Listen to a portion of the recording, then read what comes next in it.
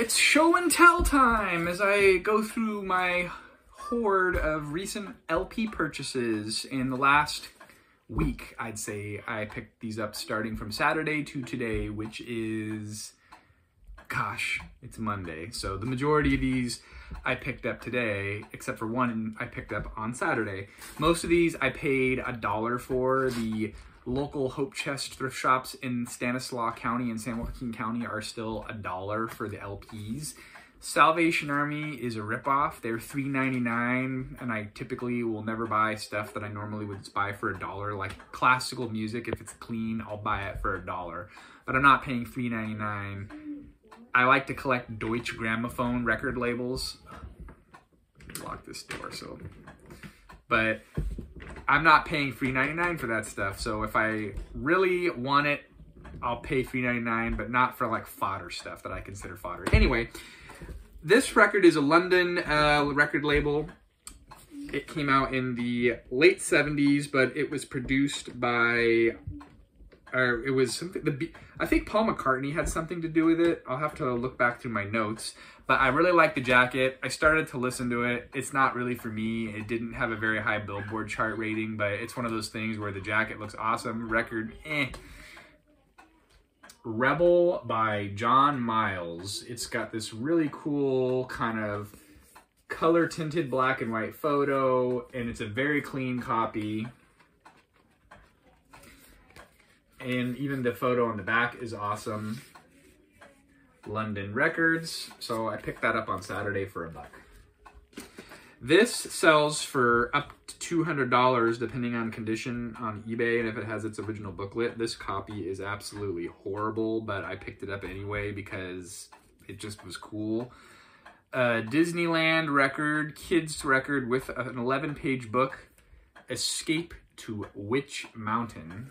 And I like the hand-drawn art. I just love stuff like that from the 70s and the 60s when art was still, advertisements and things like that were still hand-drawn. It's got your little booklet inserts there. But this record, I would say, on the Goldmine standard, is poor condition. I have not ran it through the spin clean yet, but just visibly, there is some really deep scratches. This would play with, oh, there's a really bad one on side one. This would play really bad. 1975, but it's cool. For $1, I'll pick it up. I just bought it because of, I don't know, if I find another cleaner copy, whatever, then I'll have 2 copies. How could you go wrong for $1? So, again, I just love the hand-painted art of, I'm turning into, I feel like I'm watching my wife's favorite YouTuber, God, I can't even think of her name. She does Dollar Tree hauls. This is what I'm turning into, except for it's LP records. This one is a German import. I love this European-style glossy sleeve. You can see the shimmer in the light right there. Clarinet music of Mozart. This one was what I would describe the actual vinyl as mint condition. It's got 2 sleeves on the inside. It's just super mint and super clean, straight from the thrift shop at that. It's got a slight split into the jacket, but whatever. For $1, I'll pick up some Mozart classical music. Clarinet, a Clarentine Quintet. Interesting. Saba Records. I don't have this Linda Ronstadt record. It's got a lot of ring wear on the jacket. I would say the record is very good plus. Linda Ronstadt, Heart Like a Wheel, which reminds me of a Paul McCartney song, but not exactly. What is being shoved under the door? Someone just shoved an external hard drive under the door. I got kids desperate to see me, and here I am doing my, this is why I like records. We're going off on tangents here. Records have inner sleeves oftentimes that are really cool. The CDs just didn't have the same level. Oh, this is like 70s Capitol Records style. 1974. It's pretty good. Very good plus. Very good plus plus. It's got some very light scratches, but I'm interested to to hear that. I need to start collecting Linda Ronstadt more, because I see her stuff sometimes and I haven't really picked it up. For $1, how could you go wrong? This one, I have no idea. It was originally $5.98 RCA International Los Grandes Éxitos del Rock and Roll, Spanish rock and roll compilation. And this one, I would say, very good, just very, it's actually, now that I'm looking at it, I would say, I would call this good condition. There is a lot of scratches on it, but for $1, I will try this out. Spanish rock and roll compilations. Give me a sampling. And it's a very late release, 1984. It even has a barcode.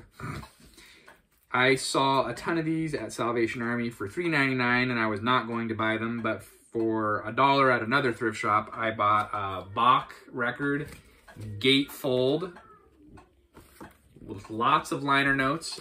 The Archive Production, this is a European import, Sweeten für Violoncello Solo, and Archive Production is the record label. Definitely a German import. Clean classical music, adult owned. This one, I don't know why companies did this. Comment in the comment section if you know why they shave the corners a lot of the times. I like this one. It was only worth like $1. I looked it up on Discogs. It's not worth very much, but it's Capitol Records release of this Dakota Stanton Sings Ballads in the Blues. It has the original shrink wrap, original store price tag from the 60s. Baymart, $1.66, and then it was marked down to $1.44 in the housewares section. And it's got the rainbow release, so early 60s. I think this album came out in 1960s. This is, I would say this is very good plus. It's just, I don't know. This is some 70s Christian music. I really like a lot of the harmonies. This one, the record is Aslan Records from Palo Alto. Aslan is the lion from Lion, the Witch, and the Wardrobe, and all the Chronicles of Narnia books. Got a notification. Flying by Pam Mark. Never heard of her, but it was $1, and sometimes they have really good instrumentation on these obscure Christian records from the 70s. This one is probably good to poor condition. Mastered by Capitol. Aslan, a division of the Discovery Art Guild, but it's definitely a Christian record. Blessed is the man, Jesus I believe, so on and so forth. I'm telling you, if you overlook some of those 70s era Christian music records, and you are missing out, folks. There is some great stuff out there. Naphtali by John Fisher, another Christian record from the 70s. Just got a really cool jacket. Never heard of it. You could even buy the songbook. Light Records. I've heard of them. Really cool record label. 1976, Lexicon Music Inc. from Waco, Texas. We'll give that a whirl. Phil Keaggy is a famous guitarist. Jimi Hendrix once said that he was as good as him. He did the guitar on this band, The Second Chapter of Acts. I have another copy of this, but I don't think it has the inserts. In the volume of the book, another 70s Christian rock and roll style folk music record from this particular one. Myrrh is a big Christian record company from the 70s. Okay, I saw a CBS Sunday morning news show. I don't know if it's an article, if it's on TV format. Anyway, they were highlighting the career of Henry Mancini, and then lo and behold, I'm at the thrift shop. You just have to keep your eye out for it. Henry Mancini, The Best Of, Volume 2, Gatefold. 70s RCA release, Dynaflex, very cheap pressings. And then I got a very early pressing from the 60s, Henry Mancini Christmas. Very clean copy. There you go. This one I had seen weeks ago and I didn't buy it, and it was still there, and I love accordion stuff. I just think it's great. Another Christian record, John Hancock and his Piano Accordion. suitable for framing in any den or office. Here's my outrageous $3.99 Salvation Army Arlo Guthrie 1970s release, and it is a gatefold with song lyrics on the Reprise label. It's okay condition. I would say very good. A little bit of ring wear. Split on the bottom of the jacket, whatever. Another Arlo Guthrie Hobo's Lullaby, and I didn't mention the name. This one is called Last of the Brooklyn Cowboys. So we had 2 Arlo Guthrie records. This one I believe is also a gatefold.